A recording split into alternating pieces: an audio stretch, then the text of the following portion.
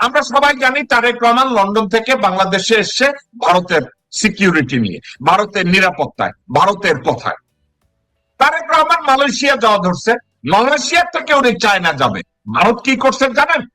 তিস্তা নদীর প্রত্যেকটা গেট খুলে দিছে। কবে? আজকে। আমরা যারা মনে করি তারেক রহমান ভারতের দালাল, তারেক রহমান মালয়েশিয়ায় যাবে, মালয়েশিয়া থেকে তারেক রহমান চায়না যাবে। এখন চায়না কেন যাবে? তিস্তা নদীর উপরে যে ব্যারাজ ওইটা খুলে দিছে। এখন বাংলাদেশের যেসব লোকজনরা বলে ভারত আমাদের বন্ধু, ভারত আমাদের বন্ধু, স্পেশালি মির্জা ফাক, একটা বুড়া হাবড়া আছে যে প্রসাব করতে গেলে পায়খানা করে দেয়, বিএনপির মহাসচিব। এই খানকির পোলা যখন ভারতকে বলে ভারত আমাদের বন্ধু, আমার মনে হয় ওরে যদি আমার 6টা কুচ্চির সামনে ছাইড়া দিতে পারতাম। যে ভারত নীতিগত ভাবেই কারো বন্ধু না, ভারত তোরে বন্ধু মনে করে না, ভারত আমির খচ্চরকেও বন্ধু মনে করে না, ভারত কেউ বন্ধু মনে করে না। খানকির পোলা তোরা নিজেরা ভারতের বন্ধু বানাস। ভারত সুযোগ পাইলে গাজী গোলাম মোস্তফারে যেভাবে গাড়ির নিচে চাপা দিয়া তার সব টাকা এবং স্বর্ণালঙ্কার মাইরা দিছে, তোদেরকেও সুযোগ পাইলে ভারত একই কাজ করবে। তাহলে তোরা ভারতকে বন্ধু বানাস কোন জায়গা থেকে? আমি তো দেখি না ভারত তোদের বন্ধু। ভারত তোদের বন্ধু হওয়ার কোনো কারণ নাই। আর একটা কথা, ভারতের মূল মন্ত্রই হলো বেঈমান। ভারতের মূল মন্ত্র হলো ওয়াদা ভঙ্গ, চুক্তি ভঙ্গ। ভারতের মূল মন্ত্রই হলো প্রতিবেশীকে জুলুম করে তার ঘর ভিটা মাটি, পারে তো প্রতিবেশীর বউ বাচ্চা কাচ্চাকে পর্যন্ত দখল করে নেয়া। তাইলে আপনারা কোথায় আছেন? ভারতকে আপনারা মনে করবেন বন্ধু? ভারত আপনার আত্মীয়? ভারত মুক্তিযুদ্ধে আপনাকে সহায়তা করছে? আজাইরা কথা বইলা মনের শান্তি মিলানোর তো আমি কোনো রিজন দেখি না। শুধু দর্শক শ্রোতা, এই বিষয়ে আমি সারাদিন কথা বলতে পারবো, আমার কথা শেষ হবে না। আমি শেষে একটা কথা বলতে চাই, আলোচনার দ্বারা ভারতের সাথে কোনো সমস্যার সমাধান আমাদের সম্ভব না। কিভাবে সম্ভব? আমরা যদি ভারত যে পলিসি করে আমরা যদি কাউন্টার পলিসি অ্যাডপ্ট করতে সক্ষম। আপনাদেরকে একটা কথা বুঝাতে পারি, ভারত তাদের চাণক্য নীতিতে সীমান্ত চুক্তির কথা বলবে, ভারত তাদের সীমান্ত চুক্তি করবে আমাদের সাথে, আমরা করব, কিন্তু আমরা আবার চায়নার সাথে চুক্তি করে আমাদের সীমান্তে চায়নার রেড আর্মি দাঁড় করাইয়া দেব। ভারত তাদের ভালো বুঝে, আমরাও আমাদের ভালো বুঝি। অর্থাৎ কি জানেন, ভারতের সাথে কথা বলে আমরা চুক্তি করব, কিন্তু আমাদের চুক্তি আমরা কিভাবে ইমপ্লিমেন্ট করব কাউন্টার পলিসি অ্যাডপ্ট করে আমরা ভারতকে মোকাবেলা করব। এভাবে 5টা পলিসি ভারত অ্যাডপ্ট করো, বাংলাদেশ অ্যাডপ্ট করো এবং ভারতকে কাউন্টার দেখ, ভারত পায়ের কাছে এসে বাংলাদেশিদের মুখ খেতে বাধ্য হবে। এখন সমস্যা একটা জায়গায়, ভারত বাংলাদেশে সত্যিকারের নেতাদের নেতৃত্বে আসতে দেয় না। পরিবারতান্ত্রিক আদলে তারা সালাউদ্দিনকে নেতা বানায়, পরিবারতান্ত্রিক আদলে তারা মির্জা ফাক এবং ফয়সাল আমিনকে নেতা বানায়, পরিবারতান্ত্রিক আদলে তারা ব্যারিস্টার আন্দালিক পার্থকে নেতা বানায়। এরা সব চেটের বাল, চাকরবাল। এরা ভারতের দৃষ্টিতে এরা জাস্ট 2 টাকার হরিদাস পাল, এদের কোনো মূল্য নাই। ভারত কখনোই সত্যিকার লিডারকে আপনাদের সামনে দাঁড়াতে দিবে না বা নেতৃত্ব নিতে দিবে না। কারণ এখন বাংলাদেশের নেতৃত্বে কে যাবে? হাসিনা চিন্তা করে তার বাপরে মেরে ফেলাইছে, ভারতের লগে কম্পিটিশন না দিয়ে তার পাচাইটা থাকলেই আমি ক্ষমতায় থাকবো এবং বাইচা থাকবো। আমি আশা করি তারেক রহমান এটা করবে না। Tarek Rahman is going to find something new. আমি ইচ্ছে করে একটা লোকের নাম বলবো না এই মুহূর্তে। তারেক রহমান যেখানে যায় তার পাশে প্রথম যে লোকটা থাকে, একটা লোক আছে, আমি নামটা বললাম না, ওনার স্ত্রী ভারতে যেতেন শপিং করতে, এবং আপনারা কি জানেন ভারতের জানতেন এই লোক তারেক রহমানের পাশে যাবে। ওই লোকটার বউ ভারতে গিয়ে একটা ফ্রেন্ড জোগাড় করলো, তার নাম অনুপ হাজরা। অনুপ হাজরা এই ভদ্রলোকের স্ত্রীকে হাজার হাজার লক্ষ লক্ষ রুপির শপিং করে দিত, এবং এই মহিলা তার সাথে ঘুমাইনা শুরু করলো, এবং অনুপ হাজরা তার পুরা ভিডিও এবং ছবি তারা ওখানে রাখলো। আপনি কি জানেন ওই মহিলা বাংলাদেশে এসছে, এবং ওই মহিলার স্বামী বর্তমানে বাংলাদেশের ক্যাবিনেটের ভিতরে সবচেয়ে একটা স্ট্রংগেস্ট ক্যাবিনেটের উপদেষ্টা হিসাবে প্রধানমন্ত্রীর পাশে আছে। এখন একজন একটা কথা বলছে, ইসরায়েলিরা এবং ভারতীয়রা মানি ট্র্যাপের চাইতে হানি ট্র্যাপ বেশি প্রেফার করে, এবং বাংলাদেশি লোকজনরা এই হানি ট্র্যাপের মধ্যে আগে ঢুকে তারা বউ মেয়ে ছেলেদেরকে ঢুকায় দিয়ে আসে। এখন এই হানি ট্র্যাপের মধ্যে থাকা আমাদের রাজনীতিবিদ এবং আমলারা, এদের দ্বারা কি আসলে সম্ভব বাংলাদেশের সার্বভৌমত্ব রক্ষা করা? ডক্টর মাসুদ? না না, এটা তো এটা Indian way of capturing, modern way of capturing. Capture একজন যদি কারোর কাছে আটকে পড়ে থাকে তাহলে সে কিভাবে কি করবে বলেন? একজনের একটা দেশের উপর যদি আপনার কন্ট্রোল থাকে ইন ডিফারেন্ট ওয়েজ, তখন ওই দেশকে দিয়ে অনেক কিছু করিয়ে ফেলা যায়। তো বাংলাদেশের অবস্থাটা সেইভাবে, মানে আমাদের কিছু মানুষ দুঃখজনক হলেও সত্যি তারা ইন্ডিয়ান বিভিন্ন প্রলোভনে লোভী হয়ে সেগুলোকে গ্র্যাব করে নিয়েছে, নিয়ে দে আর অ্যাক্টিং এগেনস্ট দ্য কান্ট্রি, তার নিজের নেশনের বিরুদ্ধে তারা আক্রমণ করছে। ইন্ডিয়ার তো যুক্তির অভাব হয় না। ইন্ডিয়ার আমি দুইটা ক্লিয়ার এক্সাম্পল দিই। কাশ্মীর কেন নিতে হবে? কাশ্মীর নিতে হবে এই জন্য, যুক্তিটা হচ্ছে ওখানকার 80% সাবজেক্ট হলো মুসলমান, ডাজন্ট ম্যাটার। ওখানকার রুলার হচ্ছে হিন্দু, হরি সিং, রাজা হরি সিং, মহারাজা হরি সিং ছিল ওই সময়কার 1947-এ। He was the king of Kashmir, Jammu কাশ্মীরের।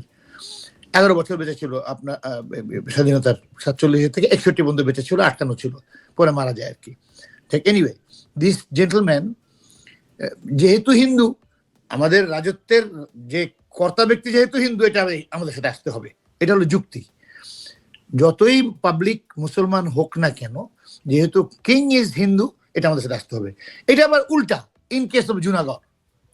জুনাগড়ে হচ্ছে সাবজেক্ট সব হিন্দু, কিন্তু মোহাম্মদ খান হচ্ছে নবাব, মোহাম্মদ খান মুসলমান। ওইখানে যেহেতু পাবলিক সব হিন্দু, ওই হচ্ছে আমাদের কাছে আসতে হবে। রুলার কে ডাজন্ট ম্যাটার। কাশ্মীরের রুলার ইজ দি ফ্যাক্টর, জুনাগড়ের ruler is not the factor, public is factor. এই যে দ্বিনীতি, দ্বিমুখী নীতি, এটা তো ওদের চাণক্যের। আমি একটু বললাম আপনাকে, to have dual policy is their rule. এই ডুয়াল পলিসির একটা কান্ট্রি থেকে নিজেকে বাঁচিয়ে রাখার জন্য যথেষ্ট পারঙ্গমতার দরকার, যথেষ্ট মুন্সিয়ানার দরকার, যথেষ্ট বুদ্ধির দরকার। সেখানে আমাদের কিছু নির্বোধ গিয়ে তাদের সাথে হানি ট্র্যাপে পড়ে অথবা মানি ট্র্যাপে পড়ে। অনেকের, আপনি জানেন যে আমাদের অনেক সাংবাদিক আমাদের দেশের এগেনস্টে কথা বলে, বিকজ তাদের বাচ্চারা ইন্ডিয়া লেখাপড়া করছে, বাংলাদেশে কোথাও চান্স না পেয়ে। অনেক সাংবাদিকের বাচ্চারা ইন্ডিয়া, দিল্লিতে পড়াশোনা করে, রাইট, তারা রেগুলার লিখে যাচ্ছে ভারতের পক্ষে আমাদের দেশের বিরুদ্ধে। জাস্ট তার একটা স্বার্থ, তার বাচ্চাটা ওখানে পড়াচ্ছে, তার অথর্ব বাচ্চা, যে বাচ্চা বাংলাদেশে কোথাও ভালো করতে পারে নাই, তার ওখানে নিয়ে পড়াচ্ছে। This is what. এইভাবে তারা, এটা তাদের নীতি, এটা চাণক্য নীতির একটা অংশ। That you give the gift, you should. ডান্ডা তো লাস্টে, তার আগে গিফট আছে। Danda is last, military action is last. এই হচ্ছে ইন্ডিয়ার পলিসি। অ্যান্ড এই পলিসি, আপনার এই কোশ্চেনটা আমার মাথায় খুব আসে যে আসলে কি লোকজন জানে, আমাদের সব মানুষ কি জানে যে চাণক্য নীতিটা কি? সবাইকে জানে যে আমাদেরকে প্রথমেই ধরা হয় আমরা এনিমি। সেম রিসোর্সের উপরে যার যার নজর আছে, এই কারণে তারা আমরা এনিমি। যেমন বললাম যে রিসোর্স পানি সম্পদ হতে পারে, রিসোর্স খনিজ সম্পদ। মাসুদ ভাই, আপনাকে একটা $1 মিলিয়ন কোশ্চেন করি।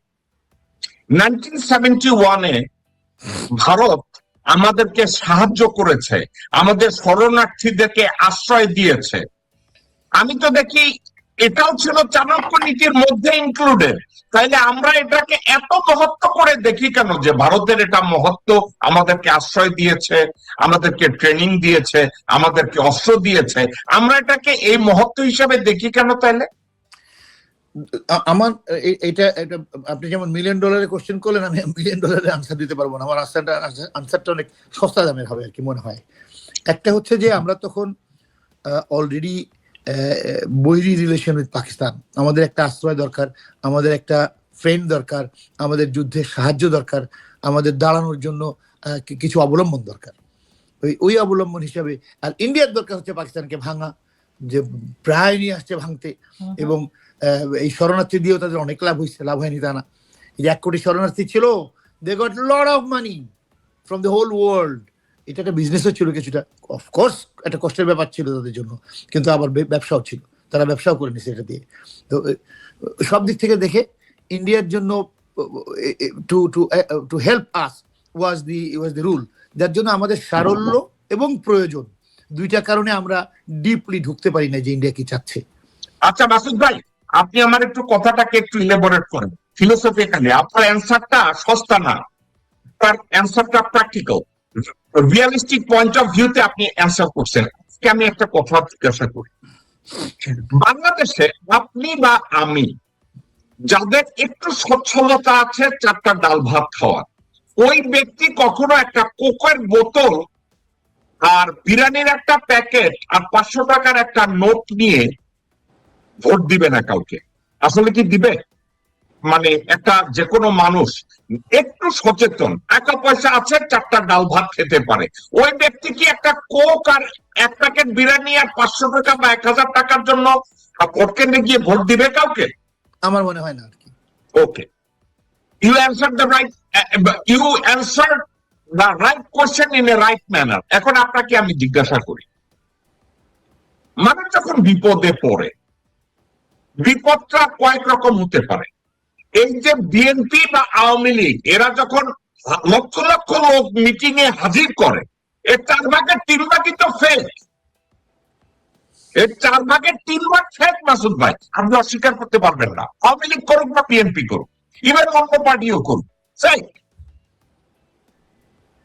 1971 সালে যত শরণার্থী ভারতে আশ্রয় নিয়েছিল, যত শরণার্থী নিয়েছিল, তা 3/4 of the শরণার্থী রিফিউজি ওয়াজ ফেক। বস্তির থেকে ঢোকানো হয়েছে, গরিব থেকে ঢোকানো হয়েছে, এদেরকে ধাক্কা দিতে দিতে শরণার্থী শিবিরে ঢুকাইছে। কেন ঢুকাইছে? 2টা কারণ। এক, প্রত্যেকটা শরণার্থীর এগেইনস্টে জাতিসংঘ থেকে পয়সা আসতো। 2, পাকিস্তান থাকার সবচেয়ে বড় এলিমেন্ট বাংলাদেশি রিফিউজিদেরকে খাওয়াইয়া ইন্ডিয়া ফতুর হয়ে যাইতেছে। 3, আন্তর্জাতিক ভাবে দৃষ্টি আকর্ষণে এর চেয়ে আর বিকল্প নাই। আমি এখন যে কথাগুলো বললাম, আপনার কাছে কি আমার এই কথাগুলো লজিক্যাল মনে হয়, নাকি যা বললাম এই জন্য বলা? গত মোর দ্যান 50 ইয়ার্স, অর্ধ শত বছরের দেখার পরে আমি মোটামুটি, এটা হচ্ছে আমার নিজস্ব কনভিন্সমেন্ট, আমি মোটামুটি convinced that India did everything for its own benefit.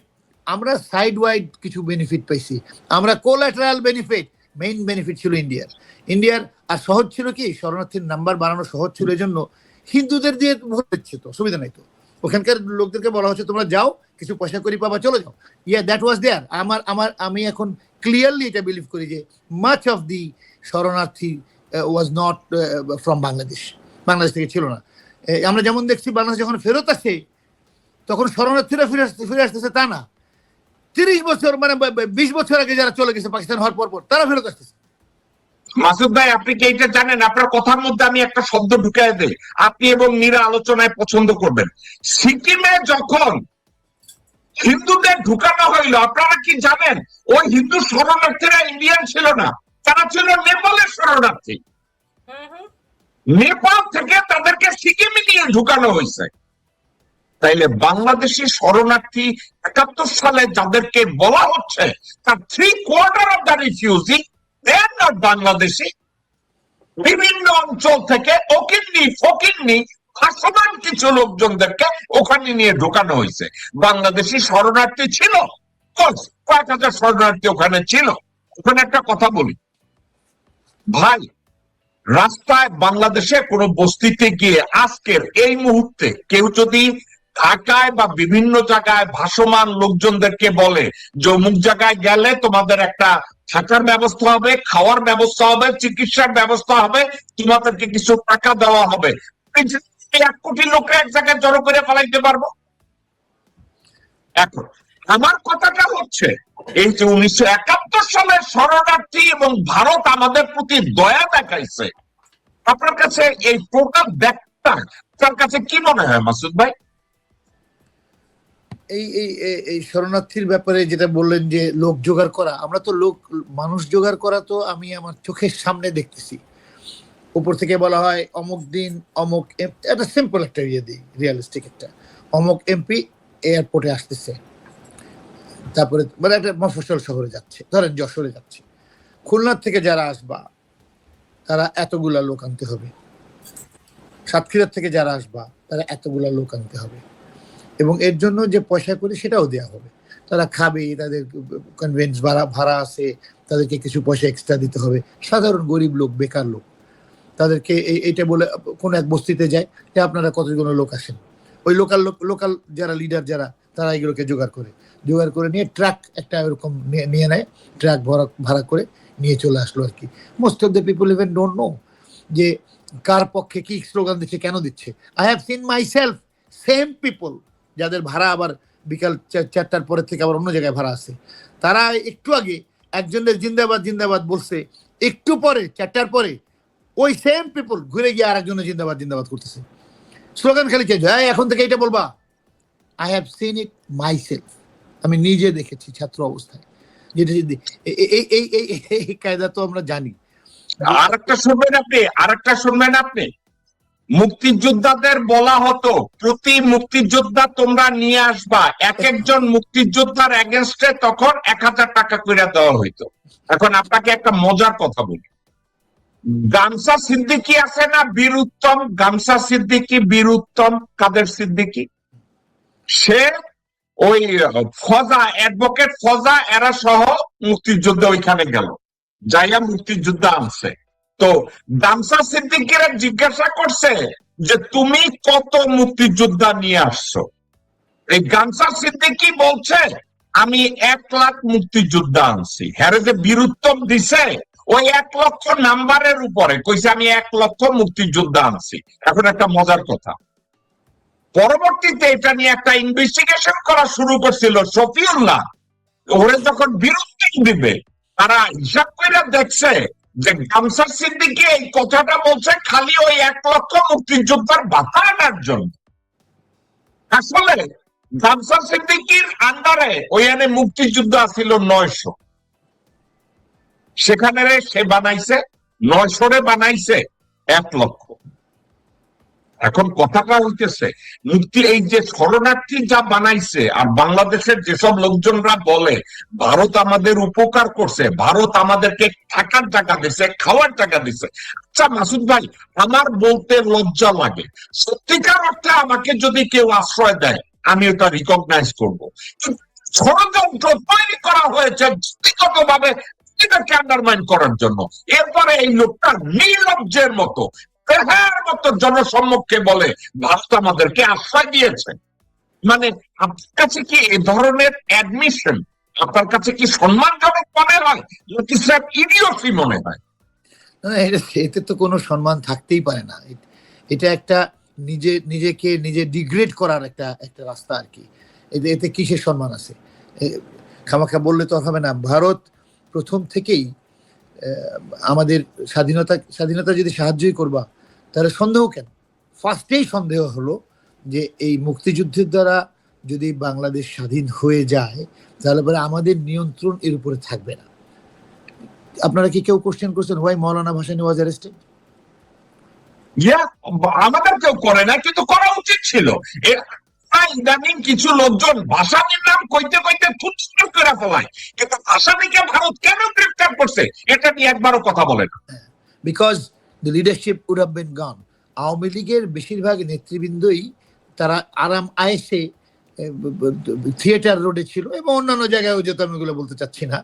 তো যাই হোক, তারা ওখানেই থাকতো, তাদের বিচরণ কয়েকটা জায়গাতে ছিল, কোনো যুদ্ধে তাদের বিচরণ ছিল না। Awami League leader went to Sonagachi, কি বলেন আপনি? সোনাগাছি তো ছিল, এটা আমাদের লুকানোর কি আছে? Anyway, that was their movement. তখন লিডারশিপটা ন্যাচারালি যারা থাকবে মাঠে তাদের হাতে যাবে তো, অ্যান্ড দ্যাট ওয়াজ মেইনলি তদানীন্তন প্রগ্রেসিভ লোকদের হাতে চলে যাচ্ছিল লিডারশিপ, যার জন্য সিরাজুল আলম খান, শেখ মনি, দে মেড মুজিব বাহিনী।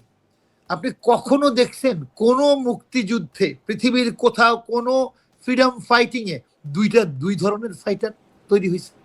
না, ফ্রিডম ফাইটার আছেই, আর কোন দেশে নাই এটা।